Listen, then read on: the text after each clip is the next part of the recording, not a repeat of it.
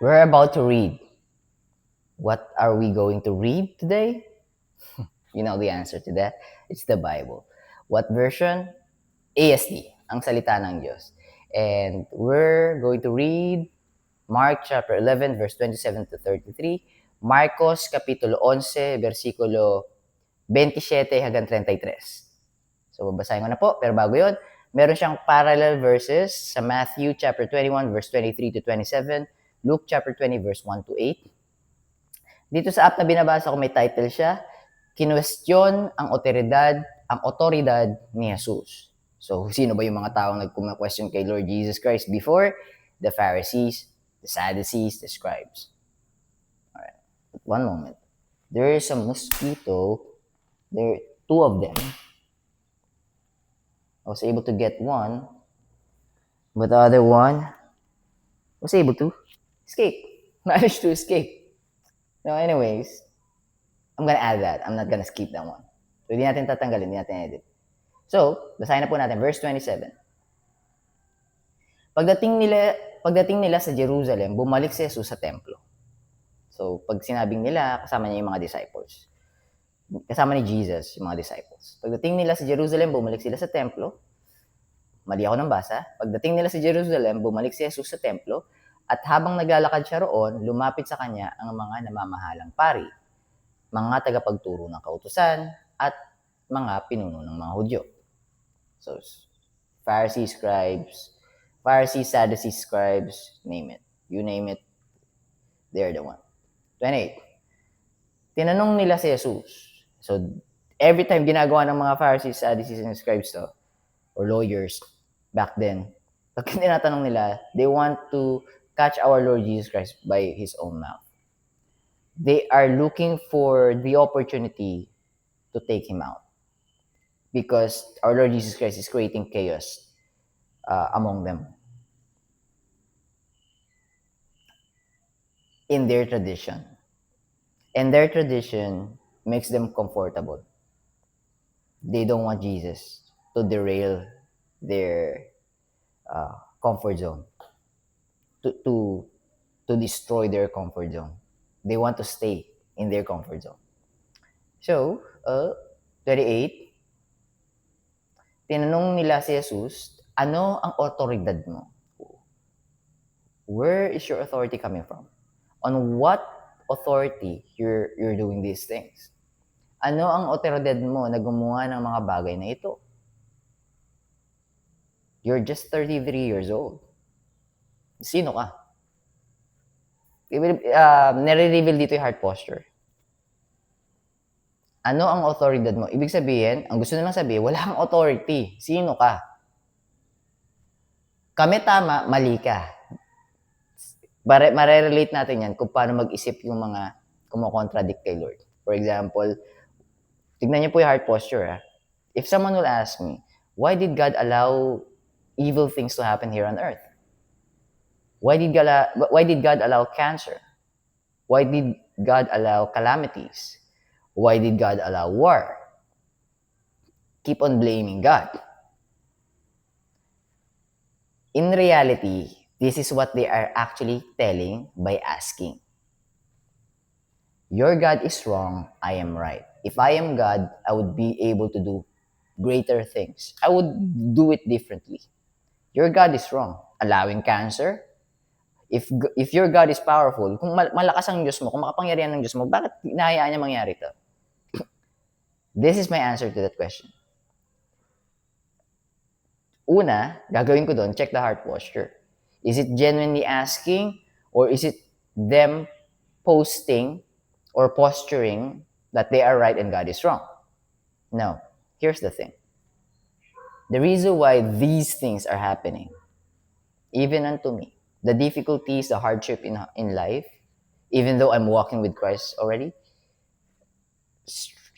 worldly struggles are evident, but there's a peace of mind in my head and in my heart. Rest and then peace, even though it's really hard, and it's not easy, but it's not comparable to what other people is experiencing. So this is my answer. If we will not experience struggles here on earth, we will just, and we go to heaven without experiencing any struggles here on earth, any challenges. If we are unable to experience hell here on earth, once we're in heaven, we will desire hell because we are going to rebel against God. God is showing the lost sheep that this is what will happen to goats. Now, you don't have to worry those who are cash what they call this, casualties, no, not casualties,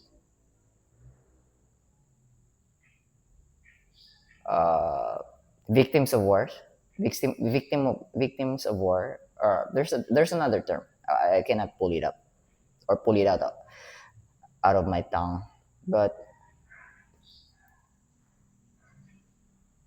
I've heard John Lennox, Dr. John Lennox, Professor John Lennox said this: God has a plan for those people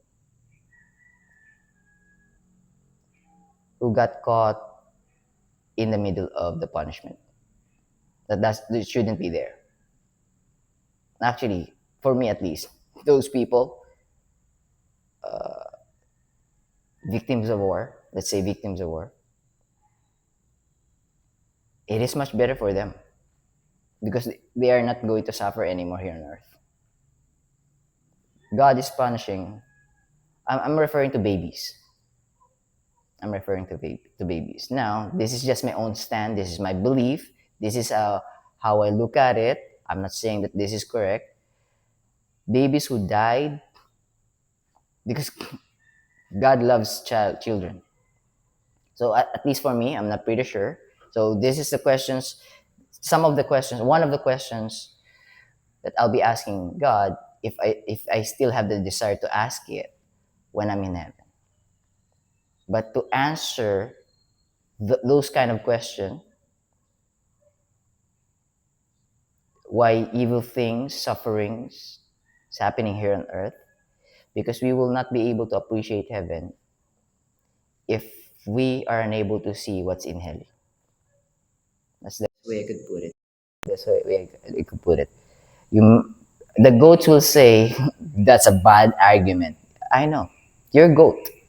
You will not accept it. But the lost sheep would be able, it will make sense to the lost sheep.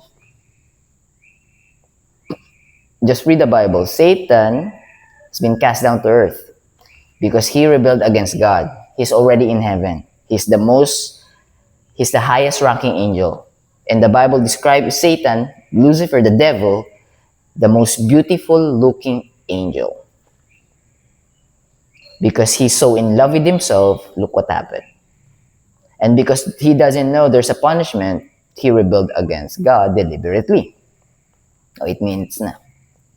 I'm pretty sure it will not, what I'm saying right now will not make sense to the goat. Now the question is, are you goat or are you lost sheep? Let me just give you what the Bible says about the goats and the lost sheep. The goats is on the left hand of God. The goats. The sheep, the flock herd of the sheep is just waiting for the lost sheep to be able to return. Once the lost sheep is within the flock herd of the sheep, they will be in the right hand of God. Now the goats will be cast down to hell. Who are those goats? Those who followed Satan deliberately on their last dying breath, still not surrendered. So, even on their last dying breath, they are the Lord and God of themselves. They are unable to surrender. They are unable to submit. You know what? I don't trust you. You know what? I don't believe you. You know what? You're not my God. Myself is my God. AKA, you're not my God. Satan is my God. And you will not accept that Satan is your God because that's how deceitful he is. You are thinking of it without even realizing you're thinking of it. Cunning, right? Wicked, right? Crafty, right? That's Satan is. And that's Satan is. Satan is because that's who Satan is.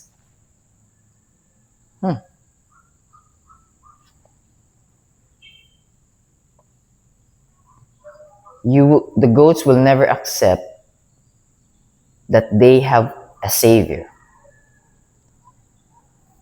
because they are worshiping and they are worshiping Satan, and Satan, what Satan is telling them is right in their minds and in their heart. They don't want to change their heart. They want to keep that heart of stone. The heart is deceitful above all things, desperate to wicked. Who can know it? Only God knows it. Jeremiah chapter 17 verse 9 saying, no one knows that the heart is deceitful. Jeremiah chapter 17 verse 10, it explained that God is the only one who knows it. Now, Genesis chapter 6 verse 5. And God saw that the wickedness of man was great in the earth, and every imagination of the thoughts, every imagination and thoughts of the heart are only evil continually. I'm paraphrasing, by the way. But that's Genesis chapter 6 verse 5. You can read it. Try to read it. Imagine the Bible is telling us that this is wicked, meaning this is wicked, and now and the atheist is telling that the Bible is written by a man. Well, a man is going against a man. Now, that's the only one that could say that the heart is deceitful above all things and desperately wicked is not man. It is God. God loves us so much, He utilized a human being to write what He wants to say. But people, atheists, or if an atheist is not actually a goat right away. Again, a goat is on their last dying breath. They're spitting to God, I am God, not you. Meaning, I don't believe you, I believe myself. I'm a die believing myself. Goat. Now, atheists, some of the atheists are being deceived by Satan. Actually doesn't know the meaning of them being atheists. They are running away from religion, not knowing they are inside religion, the atheist religion. Why? Because they have faith on their belief and they're believing on it. They're believing that there's no God, there's no creator. It is still faith. They have faith that they are right, that there's no God and there's no creator. I'm prolonging this one, right? But this is too important. So the goats will never understand what God is telling us. The things we're experiencing here on earth is our reminder that we don't want to go to hell with open arms and open eyes and open heart. Because if you truly understand that hell is the place of eternal anxiety, eternal stress, eternal depression, eternal anger, eternal hatred, eternal grudges, eternal jealousy, eternal envy, eternal hatred, eternal sorrow, sadness, madness, eternal physical pain, eternal emotional pain, and those negative things that you've experienced here on earth that I forgot to mention, that is eternal in hell. God is showing us that that's what we're about to get if we stay in hell. But that time, for eternal life, for your eternal life. Now the question is, knowing those kind of things, are you still willing to go and say amen to Satan and be with Satan in hell? And this, try to pay close attention.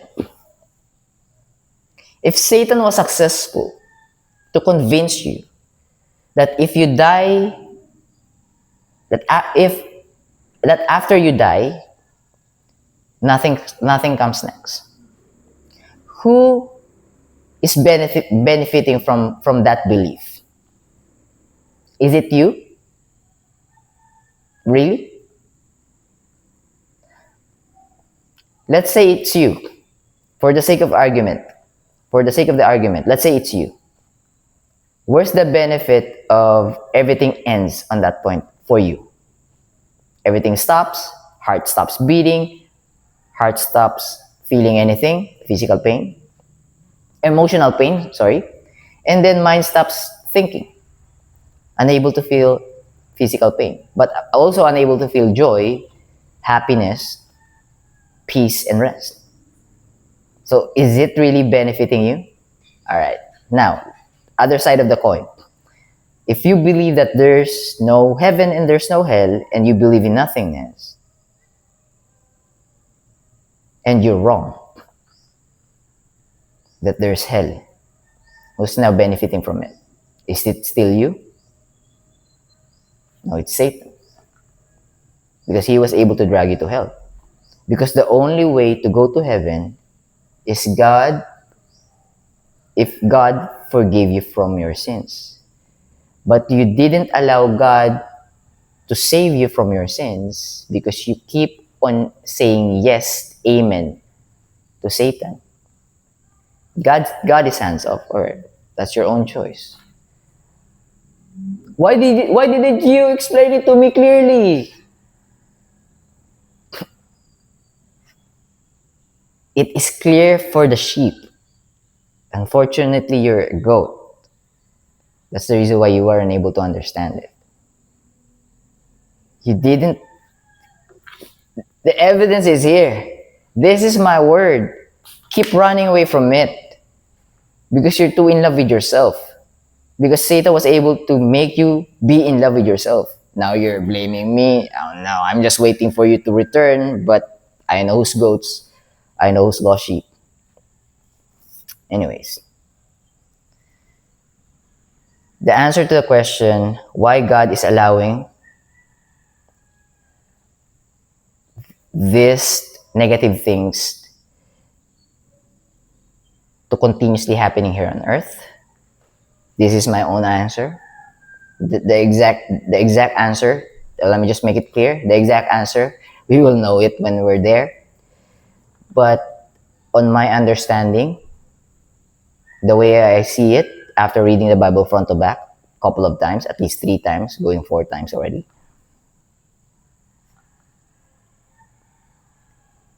we will never be able to appreciate what's in heaven. And we will keep on rebelling against God in heaven if we don't know the consequences of rebelling against God. God is showing it to us. And you don't have to worry about those people who died in cancer who accepted our Lord Jesus Christ. And you don't have to worry about those people who didn't heard the word Jesus, the name Jesus Christ, but believe that they couldn't save themselves and they need a God, a creator to save themselves. That's actually believing in our Lord Jesus Christ. Denying yourself before you die is actually you having faith on the Savior. You know how I said it? You know how I understand it? Or how did I came to that understanding? Abraham, Noah, even Rahab, a prostitute, even Rahab, a prostitute. A lot of people in the Old Testament got saved. Abraham is the best example. Genesis chapter 15, verse 6. And he believed, and God counted it to him as righteousness. For his righteousness. And righteous people will be going to heaven. But no one's righteous. No, not one. So how could that happen? If God made you righteous by His blood. Alright, let me just continue reading. So, 28 po tayo. Pero bibilisan ko na ng konti. Tinanong nila si Jesus, ano ang otoridad mo na gumawa ng mga bagay na ito? Sino ang nagbigay sa iyo ng otoridad na iyan? Sinagot sila ni Jesus. Tatanungin ko rin kayo. At kapag sinagot nyo, sasabihin ko kung ano ang otoridad ko na gumawa ng mga bagay na ito. O, teka muna, ba't hindi sinagot ni Jesus ng direkta? Pinapakita ni Jesus yung heart posture nila. Paanong paraan? Verse 30. Kanino galing ang otoridad ni Juan, John the Baptist?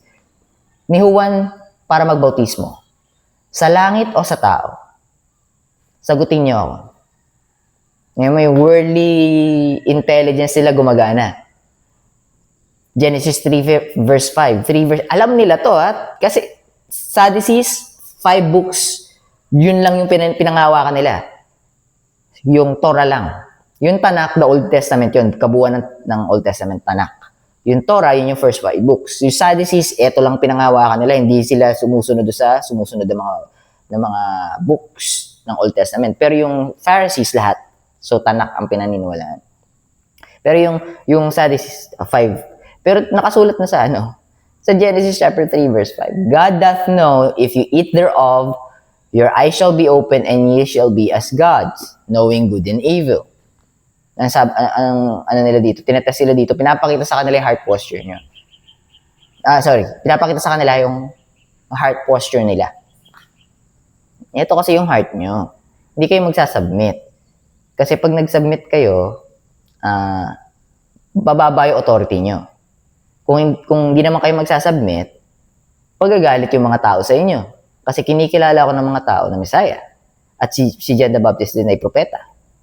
So, yung worldly smart nila, ay di nila masagot. Kasi either way, talo sila. So, hindi sila magpapatalo sa Panginoon. Sila nga yung Diyos sa sarili nila. Nag-usap-usap sila. Kanino galing ang otoridad ni Juan para magbautismo sa langit o sa tao? Sagutin niyo ako. 31, nag-usap-usap sila. Kung sasabihin natin mula sa Diyos, sasabihin niya, ba't hindi kayo naniwala kay Juan? Ngunit, alangan namang sabihin natin mula sa tao, takot sila sa gagawin ng mga tao dahil naniniwala ang mga tao na si Juan ay propeta ng Diyos. So, ano ibig sabihin? This is what's inside your heart. Selfishness. Meaning, you're the God of yourself, and yourself is much, much more important to you than God. That's how Satan deceived Eve in the garden. Genesis chapter 3, verse 1 to 5. Read it. You'll be able to see how deceitful Satan is. Serpent is Satan. Verse 32. Okay, verse 33. Kaya sumagot sila, hindi namin alam. Ngunit alam nila. Ang alam nila, hindi pwedeng manggaling sa Diyos yan. Kasi kami ang galing sa Diyos. Yun yung ini-imply nila. Kaya lang, takot sila na kunin ng mga tao yung buhay na nila dahil naniniwala yung mga tao na si John the Baptist ay prophet. So, ano ibig sabihin? Takot silang mawala yung buhay nila, takot din silang bitawan yung authority nila. Hindi na kami sasagot. So, hinuhuli nyo ako sa sariling bibig, pero ayaw nyo mahuli kayo sa sarili nyo bibig. Sasagutin ko kayo sagutin nyo lang to. Talino ng Panginoon, di ba? Grabe. Kaya sumagot sila, hindi namin alam. Yun yung last verse, 33. Sinabi ni Jesus sa kanila, kung ganoon, hindi ko rin sasabihin sa inyo kung saan nagmula ang otoridad ko na gumawa ng mga bagay na ito. If you couldn't answer this question, why should I answer you? I'm being truthful and honest to you. I'm gonna answer you. Just be truthful and honest to yourself as well. But because the scale that Satan puts to cover your eyes is too thick, you're unable to take it away from you. You're unable to take it off. So as long as that scale is covering your eyes, you wouldn't be able to understand. Because you cannot deny yourself. You cannot deny your flesh. Alright, that's our Bible reading for today. Medyo napahaba ako, napashare na medyo madiin, mabigat. I have to tell you the truth. Because if I lie to you, how could I say that I love you? I couldn't if I lie to you. The truth hurts, but the lost sheep will never get hurt. Yes, it will be a hard pill to swallow for the lost sheep, but once the message reached them, they would be able to understand. I've become too selfish, too reliant on myself, dependent on myself. I forgot to look 180 degrees. There's God waiting for me. Looking for me, actually. the lost sheep will be able to understand that. So, babasa pa naman tayo bukas, pero this is the last part of Mark chapter 11. So, we'll be reading Mark chapter 12 tomorrow. Okay, 25 minutes na. God bless you guys. Keep safe. I'll be seeing you tomorrow. Bye for now.